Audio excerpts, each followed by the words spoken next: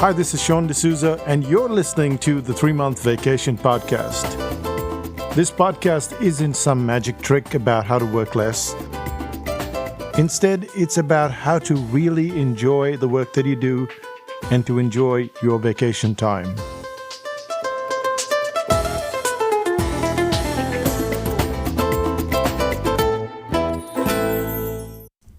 A little note here. As you listen to this podcast, you will hear references to Me Too. This has nothing to do with the hashtag MeToo movement. It's just a phrase to represent sameness, not something unique, but the factor of sameness. If the phrase Me Too is likely to upset you or offend you, then maybe it's best to skip this episode of the podcast and go to the next one. But just so you know, it's there, and we haven't bleeped it out. And with that, let's go on with the rest of the podcast. Hi, I'm Sean, and you're listening to the 3-Month Vacation.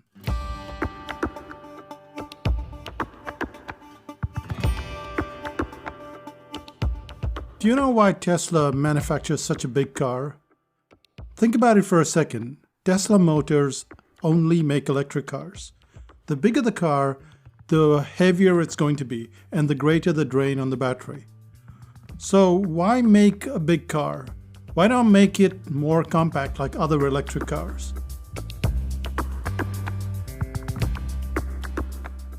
The answer lies in the battery. The entire base of the car is nothing but a battery. The bigger the battery, the greater the distance the car can go. The top-of-the-line Tesla at this point in time can go 400 miles. That's 640 kilometers on a single charge. So how did Tesla come up with technology that far supersedes the range of a fuel-driven car? The answer lies in a concept of contrarian behavior. In today's episode, we're going to look at the very heart of how you can run a business by going the other way, by being contrary to everyone, a contrarian. And in the next 2 episodes, that's exactly what we'll do. We'll start off with 2 parts this time and then 2 parts the next time. And the first one is, how do you get the confidence to push out your own contrarian message? That's a good point, isn't it? Let's start there.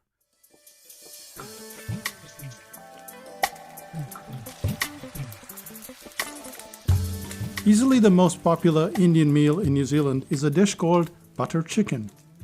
Without doing an actual poll, you could safely say that no Indian restaurant would willingly remove butter chicken from their menu. There's one prominent exception, however, and that's a restaurant called Cassia, run by Chand and Sid Sarhawat. Cassia has won the supreme title of Restaurant of the Year for a couple of years in a row, all without a shred of the must-have butter chicken in sight. Being contrarian has a high risk factor, but it's also the seemingly very risky behavior that carries the greatest reward. Even so, how do you find the confidence to push out your own contrarian message? What if you have a message that you know is far superior when it comes to getting results, but almost immediately is bound to create some level of resistance to your message?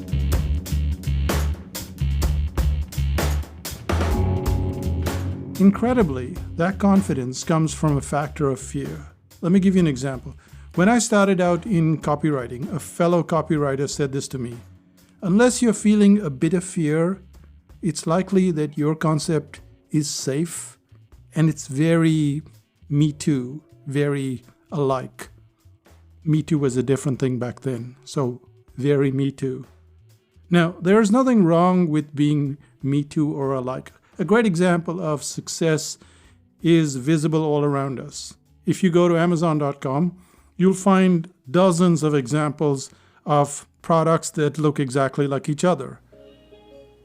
If you switch on the TV, you'll find that reality shows have the same theme over and over again. Using that same formula works really well whether you start up a carpentry business or a membership site online or create any sort of business. In fact, starting with a Me Too model, it gives you some traction before you can find your own feet and head off in your own direction. Even so, there is a point where me too won't do. The confidence ironically comes from fear. If you're not feeling at least a bit nervous about your product or service, it's likely to be much too safe and not likely to make waves in the marketplace.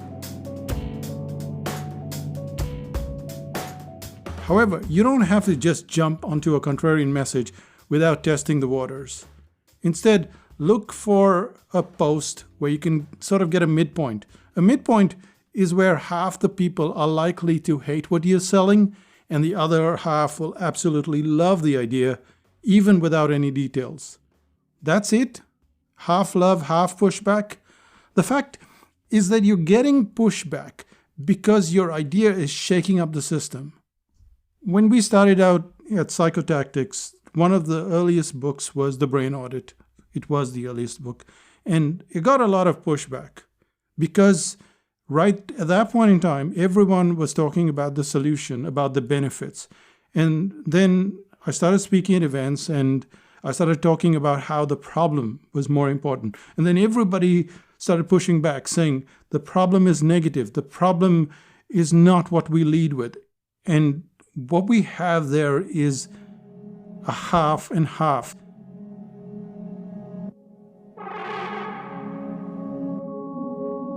Half of them go, oh, that's interesting. I never looked at it that way. And then the other half go, no, not going to do that. But that doesn't mean that they won't do it. They won't do it right at this moment. And if you remove those objections, then they will do it. So you have to start somewhere. And if you want to jolt an audience, you have to start off by going the other way. Your product, your service, your workshop, whatever you're selling, it has to be workable. It's not like you're just throwing something just for effect, just to make waves out there. But if it's going against the grain, that's when you start to get instant attention.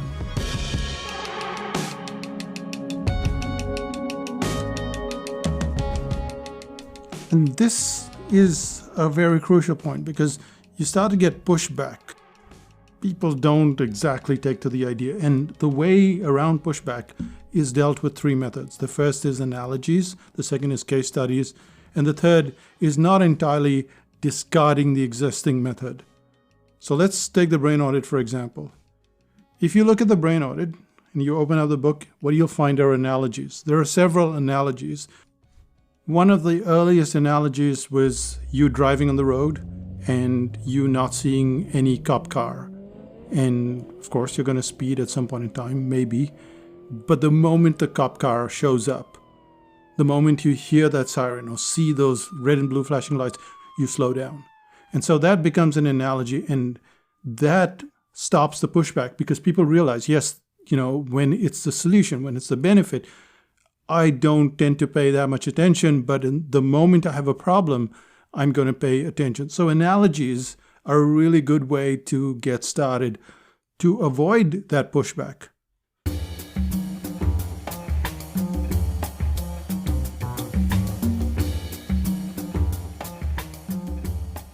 The second way is to use case studies. Now, you may not quite remember the case study now, especially if you've read the brain audit a while ago. But there is a case study by a psychologist called John Cacioppo, and he talks about a bunch of experiments which gauged people's reactions. They're shown three objects. The first is an empty plate. There's almost no response. Then they're shown a shiny red car, and now there is quite a bit of activity in the brain. And then finally, they're shown a dead cat. Not a real dead cat, an image of a dead cat, and yet there is a substantial amount of brain activity. And this case study, again, goes against our pushback. It says, look, this is the case study. This is a psychological study that's been done, and it proves that people respond more to a problem, which is the dead cat or the image of the dead cat, rather than a bright, shiny red car. And then there's the third method, which is not exactly discarding the existing method or understanding. If you go to the first chapter of the brain audit, you'll notice that there is an emphasis on the problem, but it doesn't exactly deride the solution. It doesn't say the solution is useless, unwanted, unrequired. What it says is there is a sequence, that the brain pays attention to the problem and then looks for the solution, which is to say that they are very well balanced. That if you just have problem, people just tune out because there's too much of a problem. But if you have too much solution, again, they're tuning out. So there is this balance. What you're doing here is you're managing that pushback without necessarily saying, oh, that's hopeless. Whatever you're doing is completely useless, and what we're doing is completely new.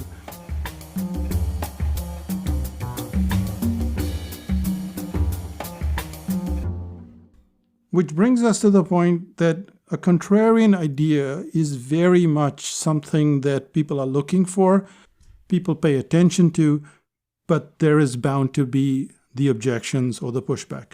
And you can solve that very quickly with your analogy, with your case study, or by not completely deriding whatever was done before and giving it its rightful space, and therefore convincing the person that your idea, your product, your service is a different, far superior way of going about things.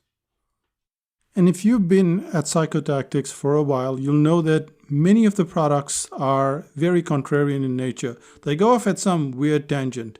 Think about a book called Dartboard Pricing. It seems to suggest that pricing is super random, that you just throw darts at a board. Or a book on talent, which I'm in the process of writing, and it says that you don't need anywhere close to 10,000 hours to acquire the skill, and that you can be pretty outstanding suddenly. Like today, or tomorrow, or in 3 months, or whatever, depending on the skill. But the book is called Suddenly Talented, and immediately you feel that pushback. I mean, you feel like, oh wow, this is an interesting idea, and you want to know more. And so the moment you have something and everybody's doing it, that's really safe. You can write yet another book on it. You can create another service on that same thing. You can create another workshop on it. But the moment you go contrarian in nature, immediately you're going to get all of that attention.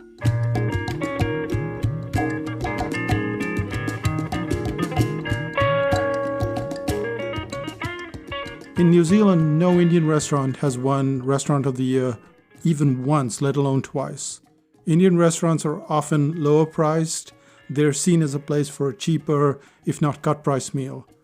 Cassia broke that model by being contrarian in nature and not by offering the standard fare of saag paneer, rogan josh, and yes, butter chicken. Instead, they highlighted the street food of Mumbai, the humble pani puri, and they made it a novelty.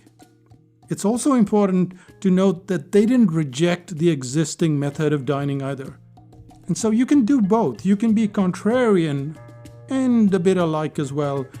And that is how you capture the imagination of your client, even in this noisy market. Which takes us to the second section, which is why being contrarian creates a stunning uniqueness factor.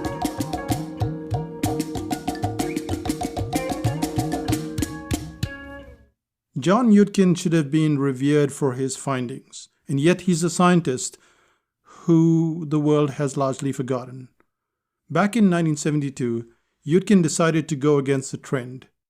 In his book, Pure, White and Deadly, he outlined how the obesity epidemic wasn't being caused by fat, but by sugar instead. Essentially, the book talked about sugar as being the poison, that fat was not the poison, fat was never the poison, it was sugar that was causing all the problems. And if we really knew the truth, then that material, sugar, would be promptly banned. Now, the book sold pretty well, but Yudkin's career was sent into a downward spiral. Prominent nutritionists attacked him, and then the food industry jumped on his back, and that was the end of him. He died in 1995. He was disillusioned. He was unknown.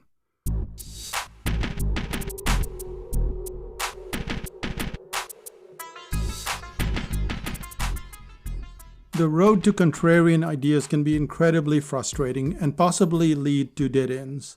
Even so, being contrarian means you have to go against the grain, against the trends that are clearly inferior. If you look at Galileo, you look at Yudkin, you look at lots of people over time, and you'll find that they paid a very heavy price for going against the grain. But that doesn't mean that you have to agree with everything that's being doled out to you. The biggest reason for being a contrarian is to force a different angle. Let's take an example. In the south of New Zealand, there is a company that makes wetsuits. Now, wetsuits are often thick and warm, or thin and you tend to be a little cold. To suggest that a wetsuit can both be warm and thin is a bit crazy. But that's just what this wetsuit company did. They built this wetsuit, and the name of the company is Seventh Wave, and their wetsuits are toasty thin. The phrase toasty thin itself creates a very strong image in your mind, and it works as a powerful uniqueness.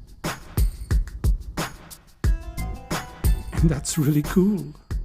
You think of the contrarian behavior: an Indian restaurant without butter chicken, a toasty thin wetsuit, learning Photoshop without a computer, writing a sales page from the bottom up, cosmetics that haven't been tested on animals, all contrarian behavior.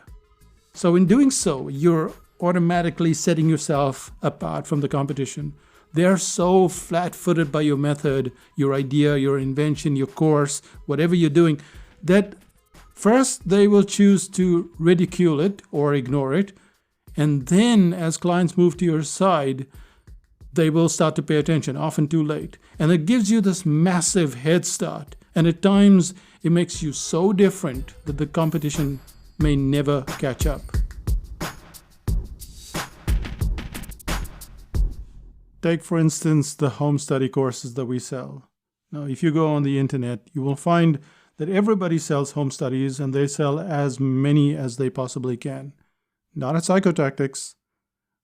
We sell a home study like the article writing course or the uniqueness course or pre-sell, and there are only 25 copies or 35 copies, depending on what product is being sold. They're a PDF. Why should you have a limited number being sold? And people ask us this question, and we figure the product is, I don't know, $800 or $1,500, and if you sell 25, that's $25,000. That's quite a good payday. If you have only 25, you're creating urgency, you're creating scarcity. In a day's time, you've earned $25,000. Now, this won't be true for everybody. Your products will be a different price. Your urgency and scarcity is going to be different. But look at what's happening here. It's so different that at first people don't believe you. And so they wait for you to say, oh yeah, we have more product.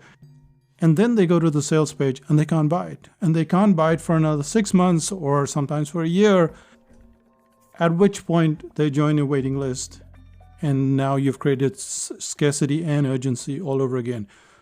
So that's contrarian behavior. Everybody's selling products, PDFs, downloadables, as many as they can. We're selling just a limited amount. You do this activity 4 times a year, and that's 100,000. And I don't know about you, but 100,000 is a lot of money. Some of you might be dreaming of millions and billions and trillions, but for us, it's very good money. And this takes us to kind of the third part, which is what is the downside of being contrarian? Well, things didn't work out too well for John Yudkin or Galileo. It's true. If the world is going one way and you're going the other, then you could stand out too much. Galileo seemed like he was being ultra crazy, but his ideas weren't even new. 600 years before Galileo, a scholar named Al-Biruni had already made calculations that would prove that the Earth rotates on its axis.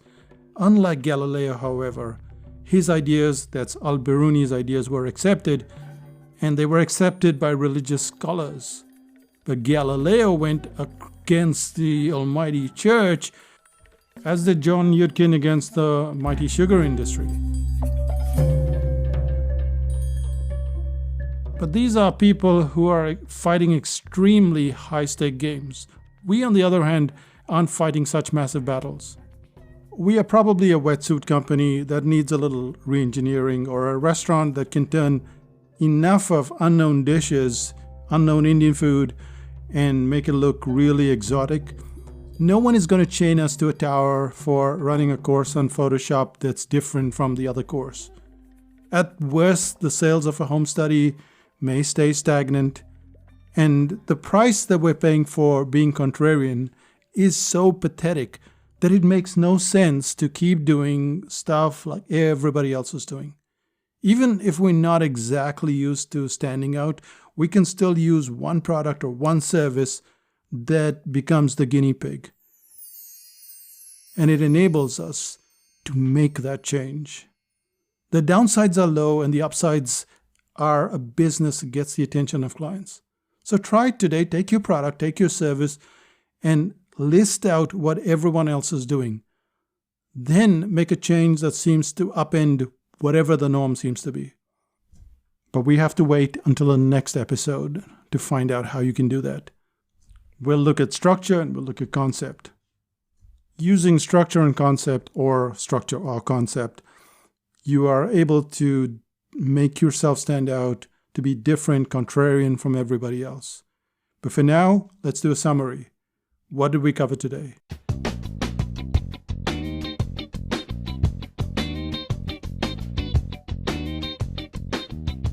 The first was, how do you find the confidence to push out your own contrarian message? You've got to understand that if it's going to look safe to you, it's going to look safe to everybody else. You're not going to stand out. And that's always going to be a problem. The second thing that we covered was that being contrarian creates a huge uniqueness factor. Immediately you stand out because everyone is saying one thing, you're saying a completely different thing. And you can justify this. You can justify this with analogies, with case studies. And often you can kind of come halfway and you can justify being contrarian. And finally, we had the downsides. There are going to be downsides. There have been downsides through history, but they're not the downsides of you being thrown into a tower. At best, clients are going to object. They're going to ask you to prove what you're saying. And with a little work, that's not too hard. But starting out thinking differently, going the other way, that's what's crucial to getting noticed and not paying the price that Galileo and Yudkin paid. So what's the one thing that you can do today? The one thing that you can do today is to make that list. Look at all the books out there. Supposing you're writing a book and you go on Amazon and you look at the books on, marketing or gardening or whatever it is you're doing. What do they say? They're all going one way. What's the method that you have that can go the other way? Just try it, just as an exercise. Don't even put out a product or a service. Don't do any of that. Just, how can I go the other way? Challenge yourself. Maybe people are learning Photoshop through a whole bunch of maybe 100 videos. How can you do it in 3 videos? Maybe 5 videos. Think of it as the opposite of what everybody else is doing, and you'll be amazed at what your brain can come up with. And then you decide, okay, this is how we execute it. And immediately you start to get attention. And that brings us to the end of this podcast and takes us well into August.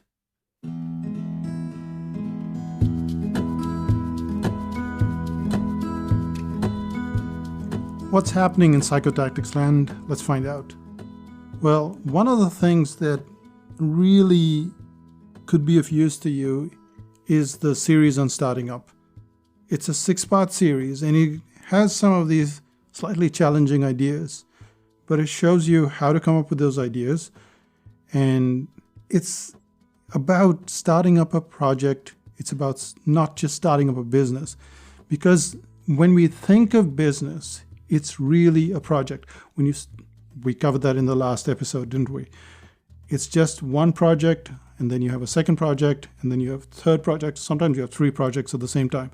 When you have many of these projects going, or if you have some big projects and small projects, essentially you have a business. And there is something going on in our heads at the same time. We think we're imposters. We're wondering how to come up with ideas. All of those, not all, but 6 of those major things are being covered in this series on starting up. So go to psychotactics.com and look for starting up, and you will find all of these ideas. And of course, there's 5000 BC. And again, the thing about 5000 BC is that it has a slogan which is different from everybody else. It says, be kind, be helpful, or be gone. And unlike any membership site that I know of, we charge $10 to be part of a waiting list. You have to wait for just 21 days, but you have to wait.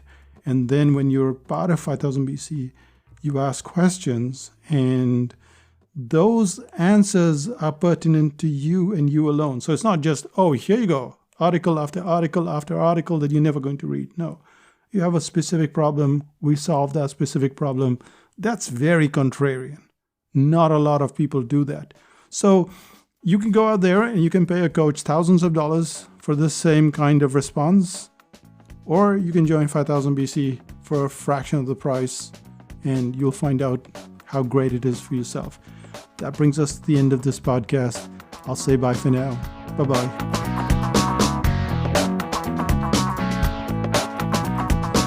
Still listening? As contrarian as we have been at Psychotactics, I mean, all the products are, there are patterns that we follow. There are systems that we follow. And one of them is when we do workshops. So I will wear a blue shirt and black trousers. And of course, I'll present to the audience.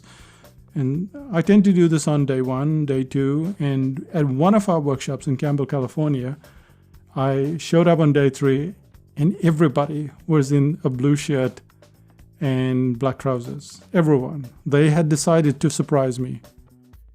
And I wore a t-shirt and blue jeans that day.